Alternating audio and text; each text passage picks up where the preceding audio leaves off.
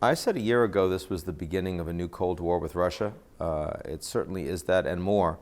I think we can say today that it's really a hot war, not just with Russia and Ukraine, but more broadly between Russia and NATO. Of course, it's a proxy war because NATO is providing such an extraordinary amount of military support, intelligence support, and training for the Ukrainians. So when you talk to the Russians and when you see Russian media, when you see the Russian government, they are all talking about the fact that they aren't just fighting Ukraine, they're fighting NATO. And that's why they're losing.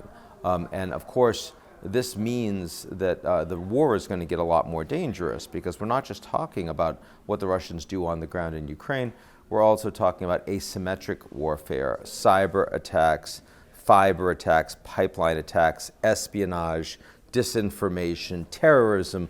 I mean, this is what happens when you have a rogue state. Just as Iran has been a rogue state in the Middle East, we're talking about the way Russia is going to be behaving towards NATO. That's, I think, the concern going forward.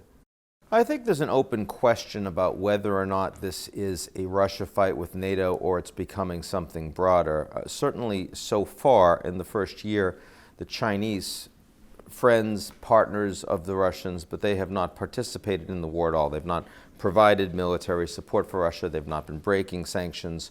And they haven't really put their thumb on one side or the other of this conflict. They've been neutral, just as the Indians have been neutral, just as most of the developing world has been neutral. Now, we are starting to see the Chinese put more public pressure on NATO countries against providing military support for Ukraine. We're talking about the Chinese calling for an immediate ceasefire. The only way you're going to stop this war is if the two combatants understand that a ceasefire is something they're willing to come to terms with.